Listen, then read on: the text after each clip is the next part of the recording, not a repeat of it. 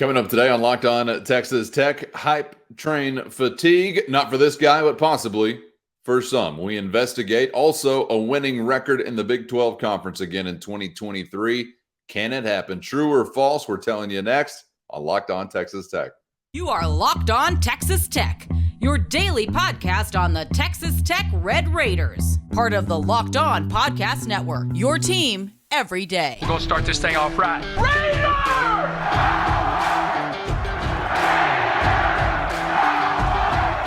Everything runs through Lubbock.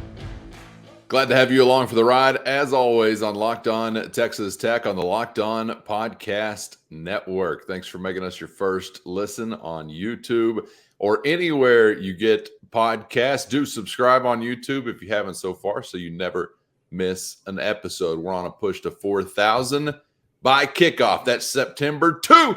So you still got some time for a test drive, but come on in and join the Locked On Texas Tech fam Damley by subscribing on YouTube. He's the only Chris Level. I'm Casey Cowan. Chris, great to be back with you, kicking off another show. We talked a lot of hoops yesterday, so check out that episode if you have not so far. Today, we're switching gears and we're getting back to the gridiron. You see it there on the right-hand side of your screen, a question we're asking today to kick off the program. I know my answer, but I'm curious about thoughts on other answers. Is the Tech hype annoying everyone? Now, we've got a chance this offseason, Chris, to ride a little bit of a hype train. You finished with a lot of momentum. You finished winning games consecutively. You got a bowl win over an SEC opponent, and this is all in year one under your new head coach. So there's some things, obviously, we're feeling that are a little bit different as far as the vibe check is concerned from some off seasons gone by.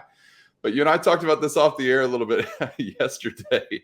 Just kind of wondering what the general tone might be, say, by September 2nd, because I kind of feel like already there might be a little Red Raider offseason hype backlash. Are you seeing that anywhere, and do you think it could come to fruition? Are we annoying everyone just yet? Yeah, because there's different ways to look at a topic or question like this. I don't think we're asking this aloud, in that I don't think any of the Tech fan base is getting annoyed by it. I think they're kind of, I think most are appreciating it. There's going to be some segment of the fan base that's kind of like, oh man, this is, and not that the hype has been overwhelming. I think it depends on where you look. I think there's plenty of doubters out there too. It depends on where you go find it. I just where I come at it from is that, yeah, I think there's a lot of folks that write or talk about Big 12 football in this part of the country, whether it be the state of Texas or just this part of the U.S. that are in Big 12 country per se, that I think have, again, some have bought in, but some are kind of like, okay, enough about Texas Tech already. What have they really done? Go look back at the last however many years. Your coach climbed a crane.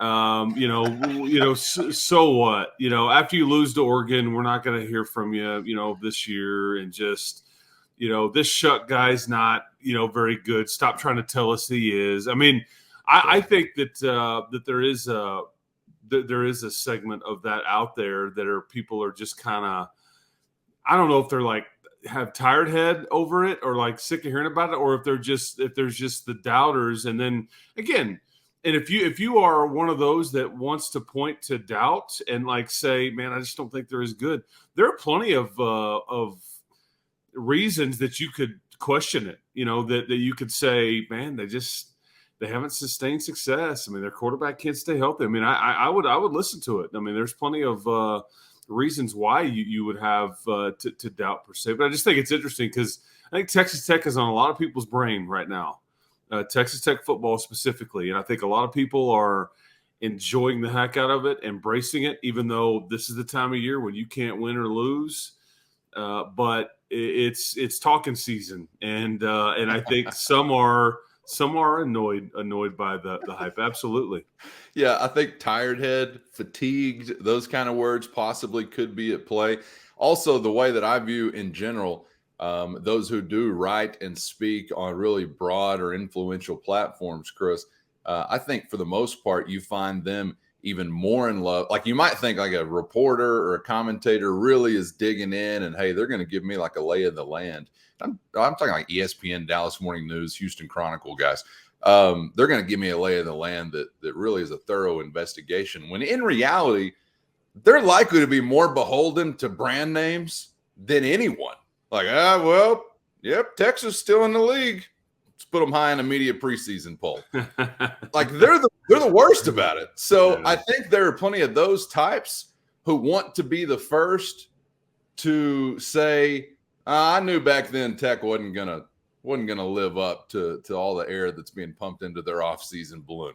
They want to be in that position to now say it's not going to happen, and then down the road say, see, I told you it wasn't going to happen. So they might as well roll the dice and just maybe take their shot at saying, I'm a doubter. Because overall, recent history, you haven't even been anywhere near the radar. Forget being on the radar, you're not even in the same room as the college football relevancy radar. You've been outside in the hallway waiting for another turn. And that's something else that we'll talk about on an upcoming episode.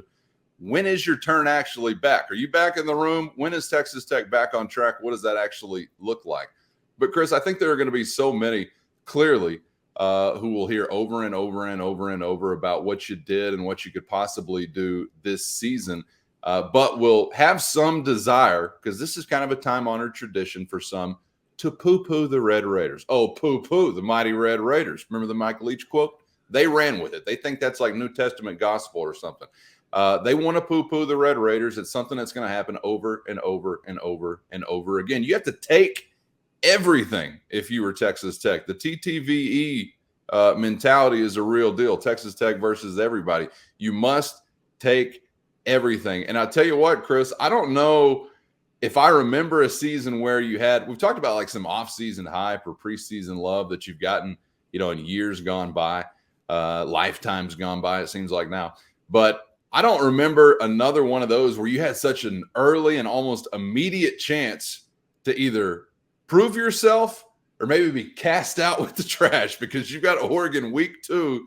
If you win week 1, what will likely be a top 25 matchup, I think, back in Lubbock on that Saturday night. So it's right there at the gates. We're going to find out one way or another. But I do think in general, the traditional poo-pooing of the Red Raiders by the media, it's possibly at play, but also the fatigue could be there as well. Do they really want to see little Texas Tech be successful? I'm not so sure. So I think there is a bit of an annoyance at play for some right now. Not me, not you, not the good people who join us in red and black, right? But we know who we're talking about.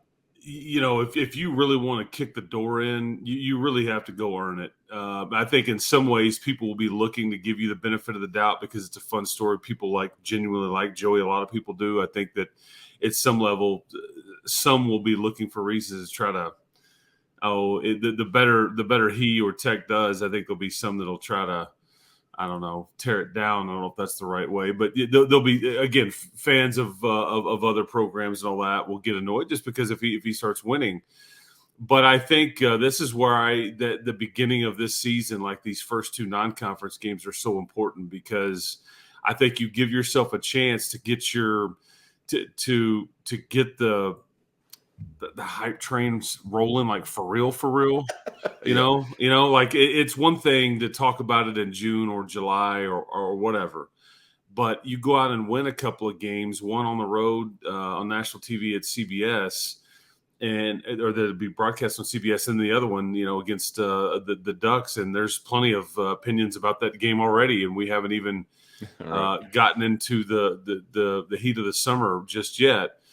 But if you were to win, both of those, versus think about if you were to lose one or both of them, okay, hypothetically, it would not be a good look for all the talk. I mean, all the talk and all the feel good and all that would just kind of really go away, and that's what it's at stake at the beginning of your season this year. But yeah, I think I think people have every right to point to the recent past, and you have every right to point to overall talent level, maybe. and say, I just don't buy it. I don't think that they have what it takes to win the Big 12 or whatever. But if you don't, but if you were to say, something along the lines of, I think they got lucky last year. I don't think that they're improving as a program. I don't think their whatever is getting better, I should say. The overall talent level, I couldn't spit that out. Then I think you're missing the boat. You're not paying attention. But I'll listen to some folks if you have reasons for doubting the hype. Okay, but I just if you got your head in the sand and you're not paying attention to what kind of what's been happening and what is happening, then I think you're gonna look wrong. And really, there's a lot of the folks that talk on the radio or people like us that would have to give opinions on a daily basis. And these are the kind. There's a lot of folks I think that would be on either side of this camp, and that's fine. And that's what makes this stuff fun. Level, out of all words, you forget level is that. Couldn't get to it, man. Couldn't script that any better. Yeah, that's right. He's Chris Level. I'm Casey Cowan. I'm wondering, though, there's no denying this, right? Like, you enter a season, you're talking conference contenders or pretenders. You're talking dark horses or front runners. You're talking favorites or underdogs. Texas Tech has got to be like, let's just take those two, dark horse or front runner. Now, a dark horse is a contender, in my opinion. That's how I define that. Somebody that you expect to contend, but maybe is not getting all the attention prior to the season being kicked off. Obviously, the front runners in a different camp, they got a spotlight being shown on them. But it's still, to me, Chris, a contender category as far as a conference championship is concerned. And I do feel like, regardless of whether you're annoyed by it, they are in that contender category, which to me is, I don't know, typically made up of 3 or 4 teams or so heading into the year. Maybe somebody emerges totally from the abyss, but I don't think whether you hate it or love it, you can deny the fact that Texas Tech has entered into that smaller group of those that you would expect to be contending in the Big 12 this season. Do they make it to November, still in that category? I don't know, but I feel like that conversation's justified. And believe me, I've been sitting here over and over this offseason, reminding myself, you were 7-5 in the regular season. Let's put our seatbelts on before we get into this ride. You were 7-5. But at the same time, I think you look around at what else is in the league and what Texas Tech is returning on both sides of the football, and you do at minimum, have to view them as one of those, I think, in that contender type of category, right? But first, today's episode brought to you by FanDuel. With Major League Baseball in full swing, no better place to get busy with all of the action than America's #1 sports book. And if you're a new customer, your timing is on point, because right now new customers qualifying for the no sweat first bet, $1,000 back to you in bonus bets if your first bet doesn't win. So download the FanDuel app in the App Store today. Safe, secure, and easy to use. Or head to FanDuel.com/locked-on and get busy with FanDuel. Always getting paid instantly with FanDuel Sportsbook, and that's just one reason why they're America's #1 sportsbook. So again, dive in. The water is warm, particularly if you're a new customer, because you got the no sweat first bet coming your way, up to $1,000 in bonus bets if your first bet doesn't win. So head on over to FanDuel.com/locked-on. That's FanDuel.com/locked-on and take advantage of the no sweat first bet with FanDuel, an official partner of Major League Baseball. I think you look around at what else is in the league and what Texas Tech is returning on both sides of the football, and you do at minimum, have to view them as one of those, I think, in that contender type of category, right? Yeah, I think to win the Big 12, I do think that you belong in that category. The question there is that I think two questions I would have. Are they a dark horse for the college football playoff? Like, some would say, yeah, it may be down the list, but if you go 15 teams deep on a list and you could tier them or something, maybe you're in the mix there. But also, how many people would you put in the dark horse category to win the league title? That's really where Yeah. Are we talking 3? Are we talking 6? I don't know, because I think that Kansas State's going to get some first place votes to win this league, and they deserve my vote, in my opinion. I think they deserve that. I think Texas is going to get some. I think you may see. I've seen people pick Oklahoma State to win the league. Yes, Oklahoma State. 17 years in a row, 7 or more wins. Their schedule, they don't play hardly anybody for none of the teams in the state of Texas they play except for the University of Houston. Their schedule is extremely favorable. Amazing. And so, this is going to be kind of – so I guess my point is like how many teams are in that category? I mean, is TCU that played for the national championship last year? Are they in that? Is Texas? Because you can get 4 to 5 deep here pretty quick and justifiably so. But I do think Texas Tech belongs in that conversation. Absolutely. I just, I think the Vegas odds suggest it. I think, the talking heads suggest it. And again, back to the original point we were talking about earlier, I think some people just put their palms up and go, why? Why are they picked to do so? Tell me why. Explain to me why. I don't get it. I'm not buying it.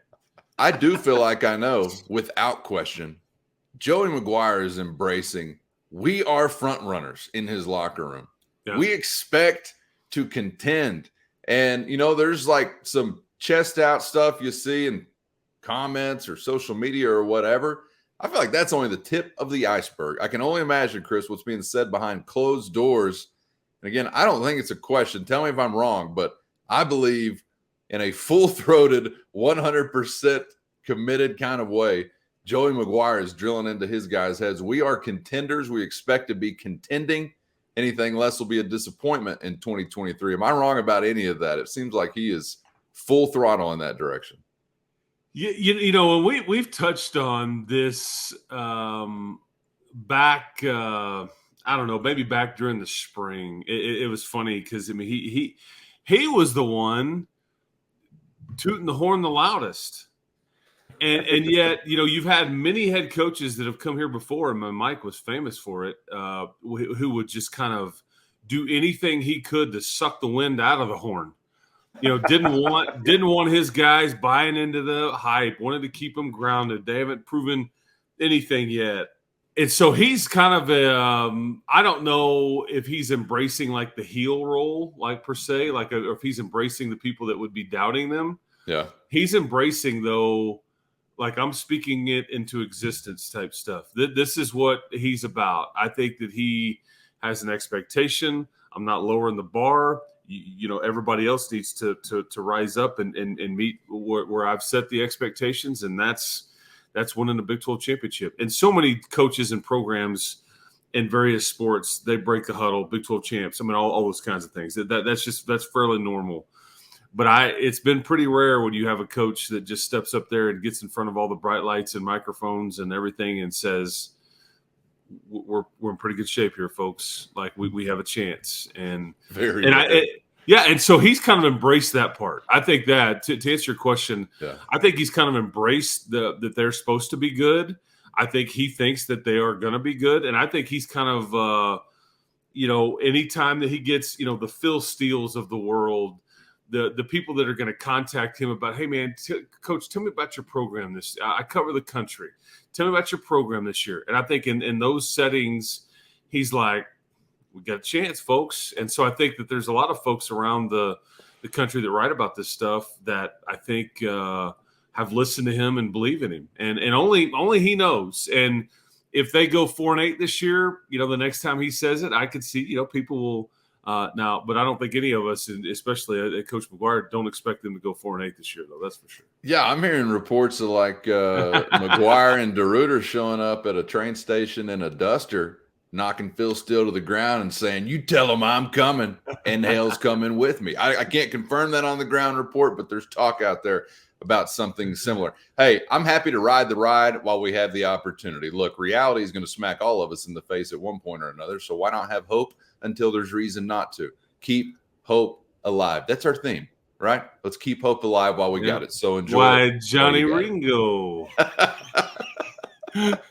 He's just a huckleberry or hucklebearer. You can get into that internet debate for the rest of your life. Shut up, Ike. I'm the one that's been cheated. Okay.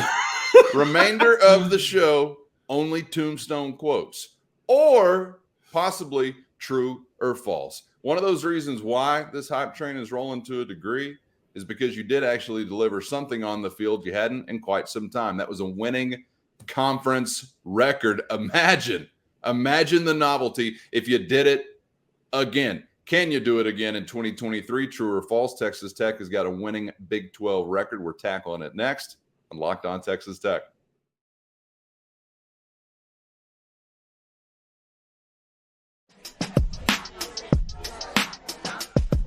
Thanks for joining us on Locked On Texas Tech. Wherever you are making it a part of your day, we appreciate it.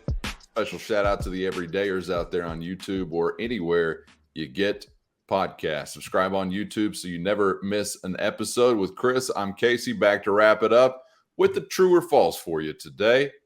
Texas Tech will have a winning Big 12 record in 2023. Truth or lies? Chris, it was quite a sight for sore eyes to see the Red Raiders above 500 in conference play last season. It's hard to do. I'm not saying it's easy, but it's been quite some time since you've been able to say that. Over a decade, I guess we're going back. And I know that it was only 5-4. Wasn't like you were blazing up the Big 12 charts, but you got to start somewhere. Now, you had some big games on your home schedule a season ago. Always advantageous, obviously, when you get some of the tougher opponents to come to your house. Some ways that's happening again this season, but of course we also know the capper. Got to travel down to Austin. So as we look at this Big 12 schedule, Chris, I'm wondering whether or not you believe Tech can be a winner in the Big 12 again in 2023. True or false? Are they going to do it? What do you think? Boy, I'm operating with no plan B here. You have to, you have to, if you want to attain or achieve any kind of success on this season, to me, you cannot do it without a winning Big 12 record. Think about it. You play 9 conference games. So even if you're 4-5 would be the best non-winning record. Okay. And if you were to win your 3 non-conference games, at best you've won 7 games this year. Okay. So if you went 4-5, which is again the best possibility you could have without getting an actual winning record in the Big 12, and you were to beat Oregon, Tarleton State, and Wyoming, that's a 7-5 record. And I just don't think that comes close to what your capabilities or possibilities are. Yeah. And I think that would be, and I hate to say let down. We're not, this is not a program that's in a position to really thumb your nose up at 7-5 records just yet. Okay. Right. It would be, especially based on what you've, endured over the last, because let's just look at it. I mean, 2020, you were 4-6. 2019, 4-8. 2018, you're 5-7. You were 6-7, 5-7. Go back to 2015, you were 7-6. 2014, you were 4-8. Okay, so don't misunderstand what I'm saying. I think 7-5 would be a disappointment at some level, but it's not end of the world. Like, oh my gosh, this is just an epic failure. But it's got to include any level of success this year has to be 5-4 or better. And it's gonna have to be better than 5-4 if you want to be relevant nationally and in the league, in my opinion, in November. That record has got to be, let's just play the game, Cowan. Is 7-2 good enough? Are you going to have to go 8-1? If I give you 7-2 in the conference right now, you taking it and leaving it? You rolling the dice? You going, nope, I think you can get 8-1 or heaven forbid 9-0. I mean, what was 7-2? Would you? I'm taking it. That's my bird in the hand, right? Hey, I'd have a hard time not taking it. You have helped me personally just understand what the hell it means to have a bird in the hand as opposed to two in the bush. So I thank you for that since we started the show in August, because you use that quite a bit, and I know for good reason. And this is one of those times where I'd say, yeah, because clearly that's another step in the right direction. My kind of or bust reality this year for Joey McGuire, do this or bust, is equal what you did last year or bust. Don't fall flat on your face. Be 7-5, 5-4 again. Be fine with me. I mean, honestly, I really just want you to kind of maintain what you set from a season ago. Anything beyond that, truly gravy. And I want all the gravy. So come on, let's go there. But the or bust type reality is just equal it out. So yeah, 7-2 would be a no-brainer. Hey, and I'm going to tell you, Callan, anybody that wouldn't take 7-2 and run, I'd like to have the conversation that you only have basically in your Big 12 existence, you have 2 seasons where you have 6 or more conference wins. Yo, it's hard. And some of those years you were only playing 8, conference games. So you had one less opportunity. But yeah, in 08 and 05, you had 6 and 7 wins in the conference respectively. So 7-2, yep. Bank, open, deposit, done, walk away, tie me up, and so I can't change my mind, and let's roll. But absolutely, man. I think I'm going to go true to answer the question, and I'm going to give you the game that's going to make it possible for Texas Tech to be in this category again. It's October 14th when Kansas State comes to town. I would typically have said I don't care where you're going playing them. You ain't got much of a chance. They'll make you feel like you're close, and they'll return a punt for a touchdown or something, and you'll lose by 17 at the end of the day. The one thing that's given me some hope in this particular matchup, and it's just my theory on why this is such a crux of the matter in 2023, is that you've actually, I think, turned into a bit of a cleaner football team. Cleaner football program a season ago than you were in some prior years or many prior years. I don't know if you're going to sustain that, but that's what you got to beat a team like K-State. Chris, you don't have an Oklahoma. You don't have Oklahoma State on your schedule, so it's a little different trying to gauge, all right, where are the really tough ones as we know them? You've got some new members on your schedule. We know what Texas and Austin is typically like, but I'm going to say true, just so I answer the question that I asked and participated in my own game. Sick, demented game. But I'm going to say it is based on what you do October 14th against Kansas State. You win that game, I think I'm an honest man saying true. You lose that game, I'm probably a liar, and you may be underwater in the Big 12 conference. And because of how they played in some key areas, penalties, among other self-inflicted wounds last season, I'm maybe giving a little better shot against the Purple Wildcats this year than I would in some other years. So I'm going to say true. They're winners again in the Big 12, maybe 5-4 again. Fine with it, though.